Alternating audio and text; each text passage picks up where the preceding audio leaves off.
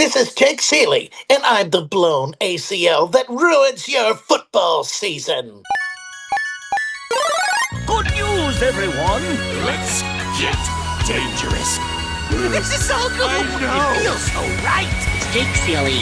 I'm sorry, who is this? Nice try, Moonman. Pretending not to know. Greatest mastermind! You just made the list! I thought you said that was a myth. Just because it's a myth doesn't mean it's not true. If you all blindly follow my plan, we may have a chance. Sure, we talk about it all the time. Really? No, burn. Game on, you Ducks. Hopefully you survived Week 8. If not, I feel your pain. I tweeted about my Dynasty team, not to be like, hey, you guys really care about my Dynasty team, but just the fact that I understand your pain. I can't even fill an entire lineup on a Dynasty team because of all the injuries and buys last week and multiple new injuries for next week on top of it. So, again, I'm just saying, I understand it. It's the game we love. It's the game we hate at times. This is also why I've been trying to get one and done to be a thing. And like, get not to take over as a primary league, but one and done. We're making it happen next year, everybody. And maybe we can do some big contest and have like hundreds of people in it and a prize for first place or something. But I don't know. Let's talk about what happened in Week 8. I don't know what sound that was, but we're going to talk Week 8.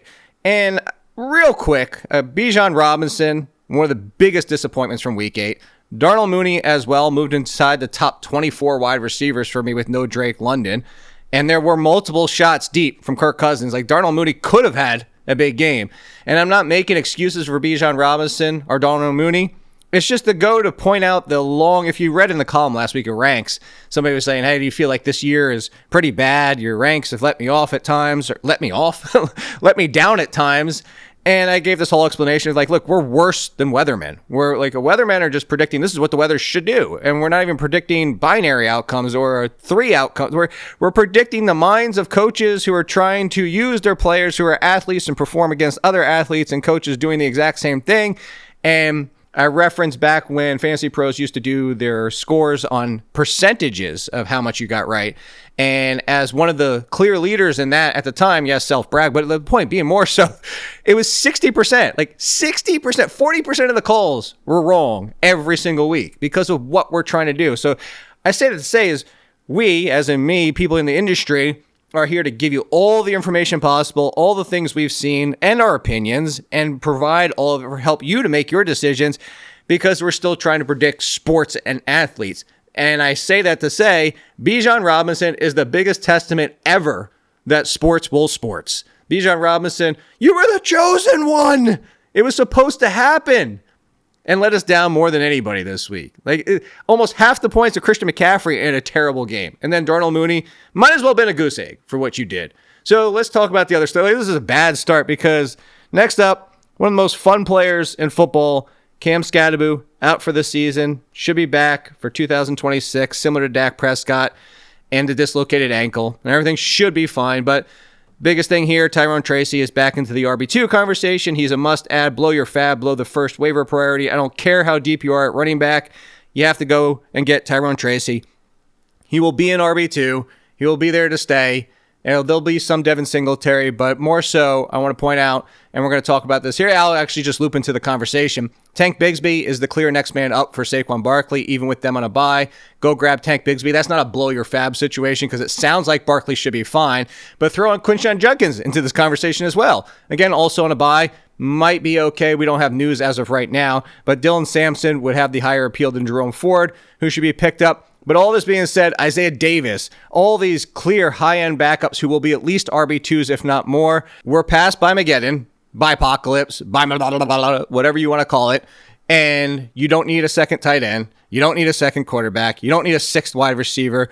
It's the time of year, and it already kind of was, but now more so than ever, these running backs need to be on rosters everywhere. I will hold 6 running backs and 4 wide receivers before letting somebody with this kind of potential out there, because guess what? People are going to be desperate and need to make trades. We've already seen them. People are doing it. And your league might not be active, but somebody's going to be panicking when their second running back is going to have to be Raheem Mostert or even Blake Corum. Like, people are going to make trades.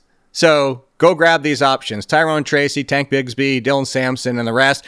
Similarly, this is why I said that absolutely 100% would not drop these 2 running backs unless you have to because of buys and in a 10-team league where things are slim. That all being said, TreVeyon Henderson and RJ Harvey, good days, but we need to put them into context. For TreVeyon Henderson, 14 snaps to 50. For Ramondre Stevenson, 50. 14 to 50. He did have 10 carries to 14, but then 24 routes for Stevenson and 3 for Henderson. Or for Stevenson was the 24. Did I say Stevenson? I know both of them ending in son made him sound similar. But anyway, Henderson still basically the same usage he has been. It just was a pretty good day. Hopefully this forces the hand and he starts to see more work. We'd love to see it, but don't overreact just yet. Just make sure Henderson's rostered. He is basically a high-end handcuff, similar to Tracy and Bigsby and all the rest. Similar to RJ Harvey, his usage was basically the same, about 25%. 17 snaps to 33 for J.K. Dobbins, who had a big day. This is another one where he had a big day, at least yardage-wise. 7 carries to 15, 9 routes to 14. At least he's a little bit more in the routes department than TreVeyon Henderson. He just happened to score a touchdown and half his... This is basically Nick Westbrook-Akina of running backs. So yes, it's fun to see for Harvey, and yes, it's fun to see for Henderson, and yes, hopefully this forces their teams to use them more. But don't go bananas. These are actually potentially sell-high opportunities because, yes, again, similar to the whole conversation we're having, if Stevenson or J.K. Dobbins get hurt, you have 2 top 20 running backs here. But if you're deep at running back and you can trade for help at wide receiver, this is a good sell-high opportunity. Similarly, a buy low, possibly with Rico, Dowdle. The Panthers rotated drives again, and Dowdle outperformed Chuba Hubbard, even though the touchdown was there. I just think that this might be a situation where, they love Hubbard. He has the contract.